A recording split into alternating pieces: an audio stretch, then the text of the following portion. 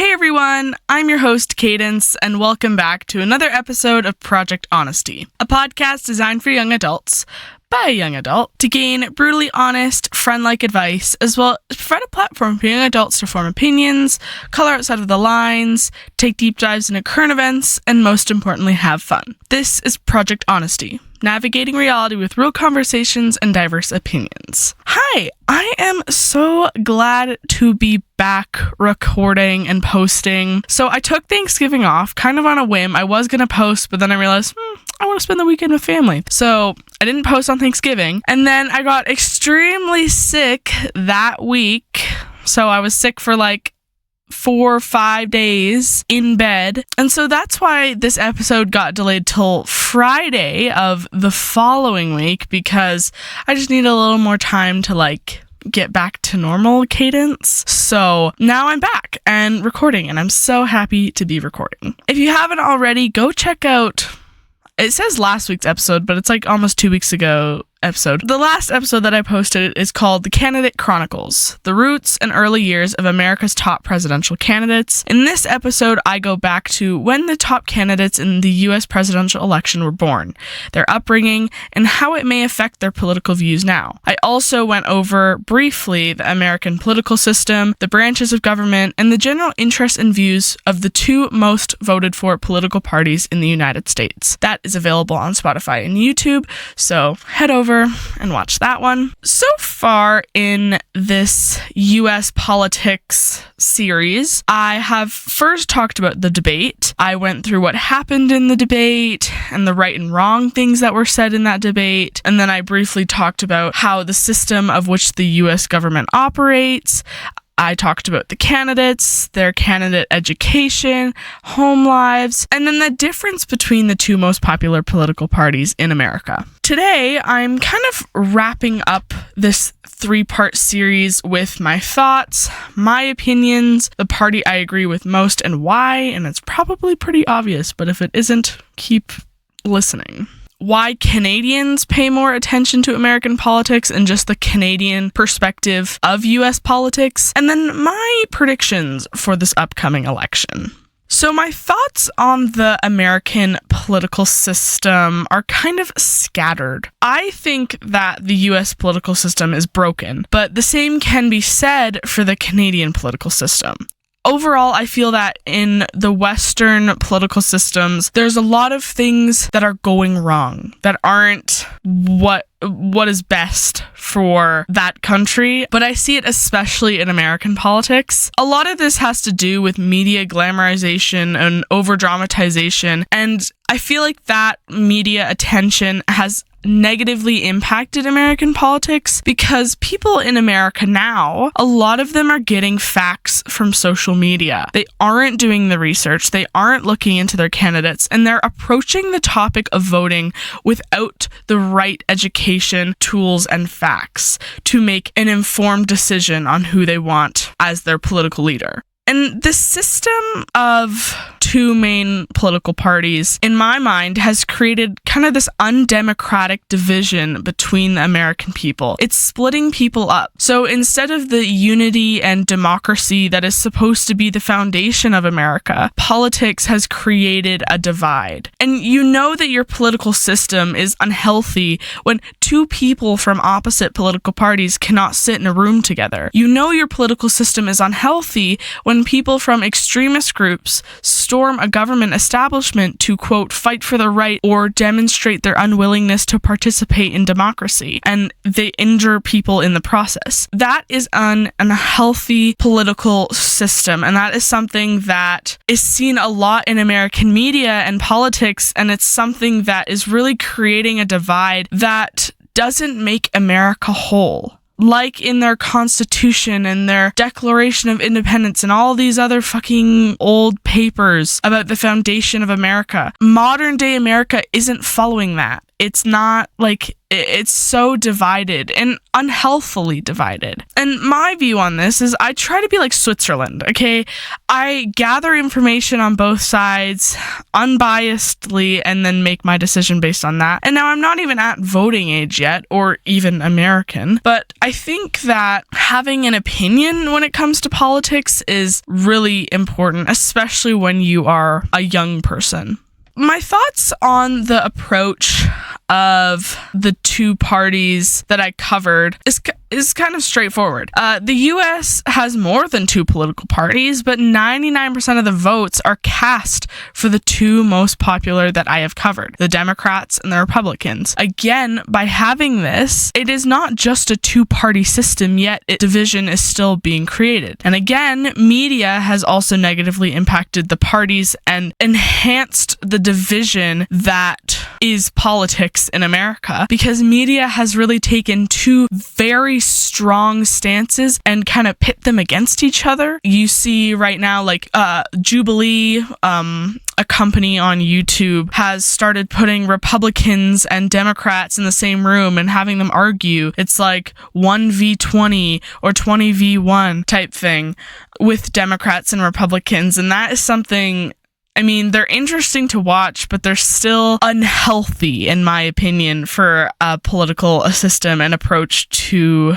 voting in relation to media. And like, it's not just negative. Like, there are pros to having social media in politics. Like, it's a great way to reach out to new voter audiences, especially younger, newer voters who don't necessarily know where to go in their political stance. It's also a great way to market a political party. But again, the cons is like over dramatization. So we saw that, for example, Trump supporters wearing band-aids on their ear in solidarity with Trump after he got shot. It was, to me, that was so dramatic and almost cult-like. I don't know. And it felt very dramatic. There was so many other ways to approach that. You didn't have to wear a band-aid on your ear to show that you're a Trump supporter. In my opinion, a lot of those people looked, I don't want to say stupid, but I don't know, that's the only word that comes to my mind right now, so I'm going to say stupid. And media, again, creates a lot of misinformation. Things circulate around the internet and people tend to believe them without doing research, and that has negatively impacted the political system in America because it's a very toxic environment to be in. Now I want to talk about who I agree with most. Now, I think that this has the most obvious answer based on my tone throughout the last two episodes, but if I was American, I would vote for Kamala Harris and the Democrats. I think some of it, my reasoning, is straightforward. I mean, first, I love the idea of having a woman in office, especially a woman of color. That would really show that good leaders can come in different styles. And I mean, already her running for president is groundbreaking, but if she were to be in office, that would really change the political game in America and really shake some things up in a really, really good way. I also agree with the Democratic approach to women's health care and abortion. Now, I've talked about the problems with women's health care and the importance of safe abortion access on this podcast. That episode, I think it's called The Female Dilemma. I don't know, that was like episode 6. It was a while ago.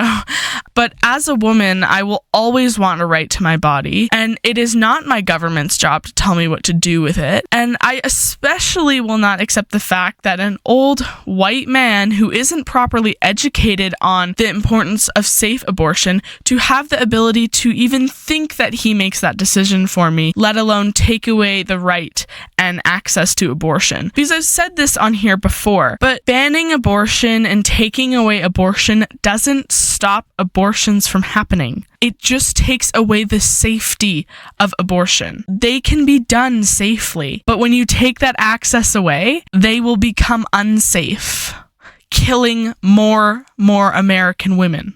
That is just one of the biggest reasons why I would vote for the Democratic Party is because of abortion rights and women's health care. I also love how the Democratic Party encourages and educates first-time / young voters. Young people are the foundation of the new world. We should have a say in our politics because it affects our future directly. Decisions that are being made in office now impact how we raise our kids and how our kids raise their kids. And so it's really important that the right decision and advocacy is being made and held in office in America to further grow and expand and benefit the new world and new generation of political leaders in America.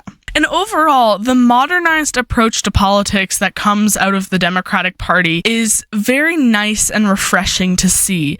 They are considering factors that are affecting people now, so economy, homelessness, minorities, things like that, and they're open to change. Something that I think is very critical for a political party to be is open to change.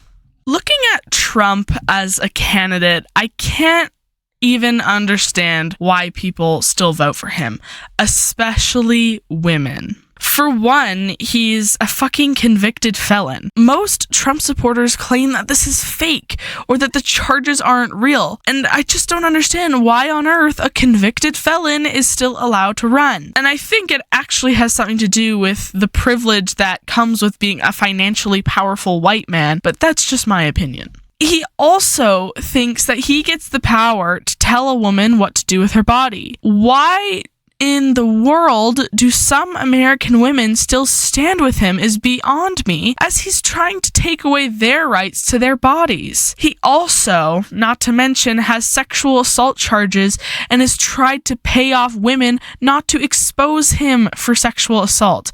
Yet he still did it. And we're all forgetting the fact that he was fucking best friends with Jeffrey Epstein, of all people, okay? Jeffrey Epstein, the guy who used to touch little girls, okay? You want a man in office that is associated with people like that and has sexual assault charges and hush money charges and is a felon? Are you crazy? I will never ever understand that. He also is inherently racist. We all know this. He likes to call Mexican people and people of other nationalities aliens. He said it during the debate. He claimed that they were eating cats and dogs. There was no factual evidence to back that claim up. He is also a buddy-buddy with some of the most dangerous dictators that do favors for him, and he also, at the same time doing that and having those relationships, is sacrificing his own national security. If you are a true American, you would care about your national security, yet you're gonna vote for Trump? That will never make sense to me. It would also just be nice, in general, to change the pattern of old white men in the office. There needs to be a new perspective in politics in America to help grow and advance the political system in America. And Trump, being an old white, financially powerful man, is not going to be any different than 99% of the presidents that America has seen, minus Barack Obama. Okay? Just saying. There are so many other things I could say about Trump, but that would be like a 3-hour episode of why I hate Donald Trump, and I don't necessarily want to give any more of my energy to a guy like that, so I'm okay. Now I want to talk about my perspective as a Canadian. Now, I remember, even from when I was really little, hearing / being constantly aware of what was happening in America. Now, I don't know if this is due to how I was raised, but if it is, thanks, Mom and Dad, for keeping me educated about other political systems. And I think a lot of Canadians can agree with the fact that we pay a lot more attention to what's happening in the US. And not just because it affects us, because it does. A lot of the decisions made in American politics quickly affects Canadians in a same or opposite way, but it's because it is widely talked about in Canadian media solely due to it being over-dramatized. Again, American politics is almost like a reality TV show. It is entertaining in a way that politics shouldn't be. And it's almost like they're trying to put on a show, which doesn't necessarily sit right with me in politics. And in a side-by-side comparison, US politics overall just seems to be more interesting than Canadian politics. For one, people aren't getting shot at our rallies. Thousands of people aren't storming our government buildings in Ottawa. So, I don't know. That's just me. So some of my predictions. In a perfect world, I would love for Kamala Harris to be America's next president. And I really, truly hope that that can happen for America, because it would be so groundbreaking for women, especially women of color, in the political space in America, to have a newfound voice and sense of respect and being seen in American politics if she was president, because she represents so many different things that we haven't seen in the presidential office ever. And her presence in that office would be totally 100% groundbreaking. But honestly, we don't really know anything until November 5th. Sure, there's predictions and speculations, but at the end of the day, it's whatever happens on November 5th. We cannot, there are strong ways to predict things, but I think it is a wait and see kind of situation. And that is the end of the 3-part US political series. You can share your thoughts down below, and thank you so much for listening to another episode of Project Honesty. You can find Project Honesty on Spotify at Project Honesty or on YouTube at Project_Honesty. And to keep up to date with new episodes, you can head over to Project Honesty's Instagram, which is at Project_Honesty24. We also have a TikTok, which is Project.Honesty. Our website is linked in the bio on our Instagram, and it helps spread this podcast everywhere. Tell a friend or share with family about Project Honesty, and you can direct them over to the Instagram, TikTok, Spotify, YouTube, or website to help them learn more. Subscribe, follow, and click the bell icon for updates when I post. And remember, the more listeners, the bigger the family.